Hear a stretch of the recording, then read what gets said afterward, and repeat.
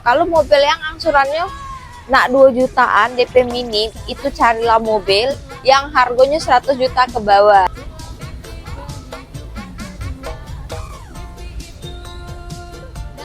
Jualan Apa? DP minim, angsuran minim, mobil apa? DP minim, angsuran minim. Minim tuh berapa?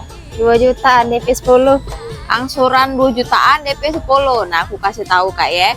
Kalau kakak nak DP minim 10 sampai 15 juta, angsurannya tuh 2 jutaan. Nah, kakak tuh harus cari mobil yang harganya di bawah 100 juta. Karena itu bisa. Kalau mobil yang angsurannya nak 2 jutaan DP minim, itu carilah mobil yang harganya 100 juta ke bawah. Tapi kalau kakak nak Innova Reborn harganya 300 jutaan, kakak minta DP minim dan angsuran 2 juta, maaf kakak belum bisa.